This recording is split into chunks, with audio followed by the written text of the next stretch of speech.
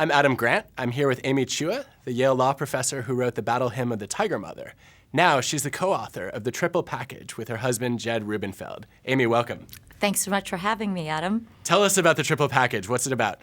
The triple package refers to three qualities that basically propel individuals and groups to high achievement and disproportionate success.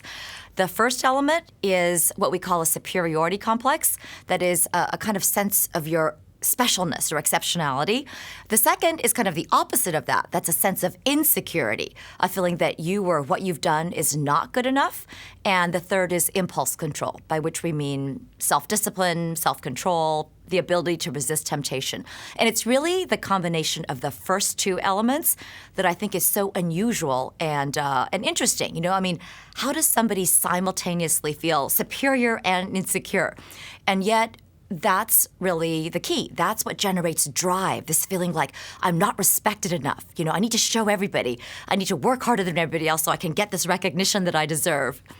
So I was actually wondering that when I read the book. How do you hold these two beliefs simultaneously? Where does the sense of superiority and inferiority come from, and how do they hang together? Well, actually, if you interview or just read the bios of very successful people, it's amazing how often it just comes up over and over. From Henry Kissinger to Alexander Hamilton, their bios they had this enormous sense of that they could change the world, that they were brilliant or confident, great things.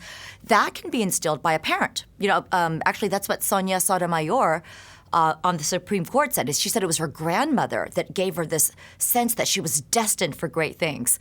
But if you just have the sense of superiority, then you could be complacent. You're much more likely to be, hey, I'm great. So it's only when that sense of superiority is combined with the sense of, hey, I'm not being respected enough. I don't quite fit in. And that sense of insecurity can, in the case of groups, come from being an immigrant.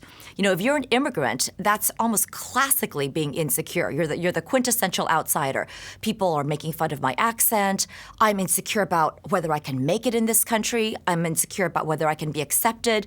So that combination of maybe feeling very proud about, it could be your group, it could be, you're just proud about yourself, you have a strong sense of self, but when you combine that with a little edge, like just a dash of insecurity, then that's when you kind of get this goading, the catalyst that makes people, motivates people.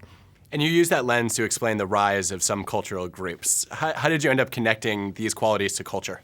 Well, we actually worked the other way. We started looking at the most successful groups in America, again, by just very conventional metrics, income, professional and educational attainment, without saying that that's the best way to live your life. But who's doing really, really well? And kind of using straight census data, and we isolated, big methodology, but we isolated 8 groups that seem to be really hitting it out of the park right now, and they include 2 non-immigrant groups, Jews and Mormons, but then Indian, Iranian, and Lebanese Americans, Chinese Americans, and then Nigerian and Cuban Americans. So then we were studying them. We thought we were going to write about maybe different cultural pathways. And instead, once we put together this research team, it took us like 3 years, we found something surprising, basically a really remarkable pattern, which is that all these groups actually share these 3 qualities. A deep sense of their own exceptionality, whether it's a chosen people narrative, or, Mormons have a very powerful sense of both religious and moral superiority. Or, my own group, Chinese Americans, my mother always said, we come from the greatest, oldest, most ancient civilization. We invented everything. And there are other sources too. And in many of those cases, the insecurity comes from being an outsider, whether from being a persecuted minority or, again, being an immigrant.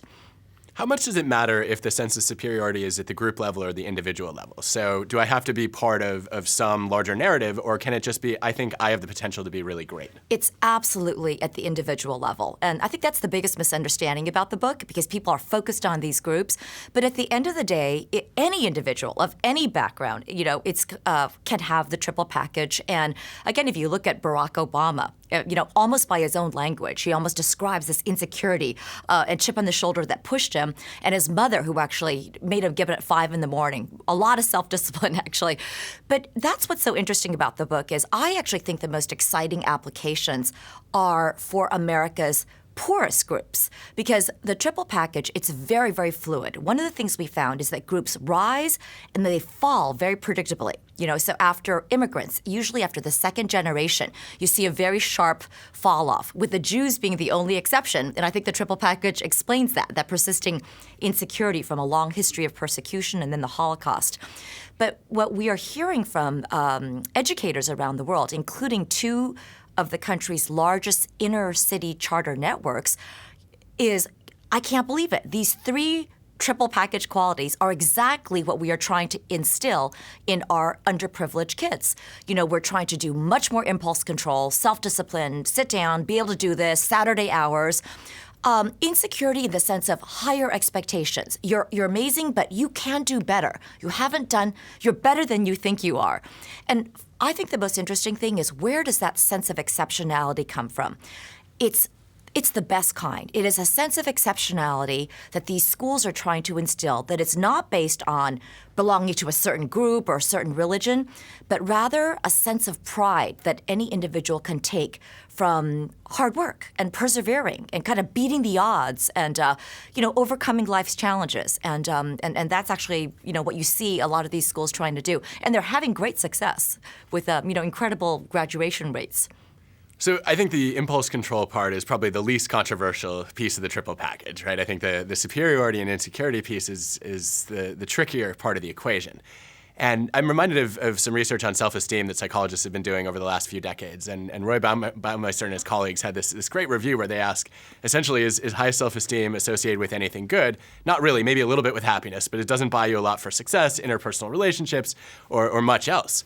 And I guess I worry a little bit about, if we combine superiority and insecurity, do we get people who not only have high self-esteem, but unstable or fragile self-esteem, where they're constantly protecting themselves and shielding themselves from the slings and arrows of life, as opposed to just developing a realistic sense of obligation or duty to try to do something meaningful with their lives? Well, yeah, actually, this captures one of the, I think, the most important parts of the triple package. We have a whole chapter exploring the underside. So I think the book isn't just the celebration of success in the triple package, because we deliberately chose these terms. We could have called it, you just need confidence and grit and big dreams. But we chose a superiority complex. That's a kind of a negative concept, shades into intolerance. Insecurity, that's clearly a negative term. But I think a couple of important points. First, all the studies show now that actually the students who have the lowest self-esteem, reported self-esteem in these big high schools, how do you feel about yourself? Are Asian Americans. They have the lowest reported self-esteem, but they have the highest achievement in terms of at least grades and test scores. And I think what that shows is that if you feel that you're just perfect, you're amazing, there's nothing more you need to prove, you're not going to work hard, right? You need that little edge. But the dark side is so important, right? Like that feeling like I'm not good enough yet. I have to prove myself, whether to society or to my parents, can be incredibly unpleasant. And we have all these interviews and quotes in the book from, Amy Tan, the famous novelist, said, she's incredibly successful, but she said, I was miserable all my childhood. I felt I could never, ever please my parents. There were times I wanted to die. And she had to break free from the triple package. That is, her parents wanted to do the typical academic things, and she had to break free of that. Ang Lee, the director, said the same thing. His dad kept wanting him to be a professor. He wasn't even happy when he won the Academy Award. So I think there are downsides, because this kind of need to prove yourself to society or to your family or the community tends to channel people into kind of conventional forms of success. Now, that's not necessarily bad if it makes you happy, but if it's not what you want to do with your life, it can be very imprisoning. I think that's a totally fair point. I guess as the last word on this, you've mentioned parenting a few times. I can't ask, or I have to ask, I should say, what is the role of tiger mothers and maybe also Lombardi dads in the triple package? Well, the triple package is definitely not a parenting book, but there are some overlaps.